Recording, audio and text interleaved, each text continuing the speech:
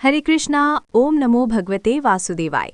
आप सभी को फाल्गुन पूर्णिमा और होलिका दहन की बहुत बहुत शुभकामनाएं। हिंदू धर्म में फाल्गुन पूर्णिमा को बहुत ही शुभ और महत्वपूर्ण माना जाता है।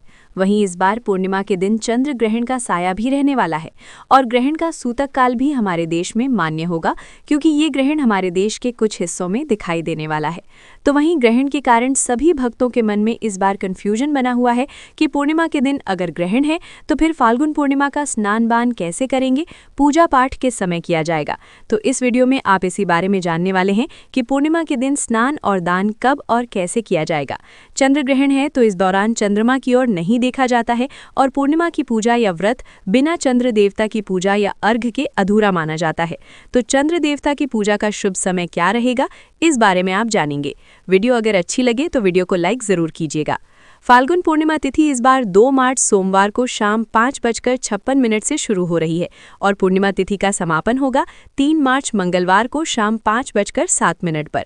और पूर्णिमा तिथि लगते ही सोमवार को शाम से ही भद्रा काल भी लग जाएगा और भद्रा का वास इस बार मृत्यु लोक में रहेगा।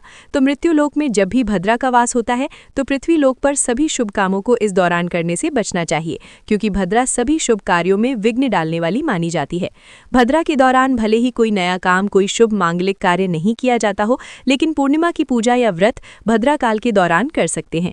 और ऐसे में इस बार फाल्गुन पूर्णिमा 3 मार्च मंगलवार को रहेगी और होलिका दहन भी 3 मार्च मंगलवार को ही किया जाएगा। और अगले दिन रंग वाली होलिका त्योहार यानी 4 मार्च बुधवार को होलिका त्योहार मनाया जाएगा। बात करें पूर्णिमा के व्रत और स्नान दान की, तो 3 मार्च मंगलवार को ही पूर्णिमा का व्रत और स्नान दान भी रहेगा। व्रत का संकल्प आप सुबह ब्रह्म मुहूर्त से ही प्रारंभ कर सकते हैं, भले ही भद्रा काल इस समय रहेगा। और पूर्णिमा का व्रत स्नान दान आप सुबह ब्रह्म मुहूर्त में कर सकते हैं। सूर्योदय होने तक भी स्नान दान किया जा सकता है। इस दिन साल का पहला चंद्र ग्रहण भी लगने जा रहा है, जो कि हमारे देश में दिखाई देगा।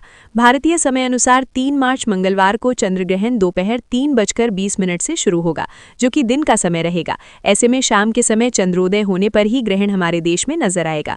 और वहीं इस ग्रहण का सूतक काल मंगलवार को सुबह 6:20 से शुरू हो जाएगा, क्योंकि चंद्र ग्रहण का सूतक 9 घंटे पहले प्रारंभ हो जाता है। ऐसे में पूर्णिमा का आप स्नान ब्रह्म मुहूर्त में यानी 5:13 से 6:01 पे सुबह कर सकते हैं। सूर्योदय होगा सुबह 6:50 पर, सूर्यास्त होगा शाम 6:26 पर। क्योंकि 6:20 से सूतक काल लग रहा है, तो सूतक काल लगने से पहले आप पूजा पाठ करके अपने मंदिर के कपाट बंद कर सकते हैं।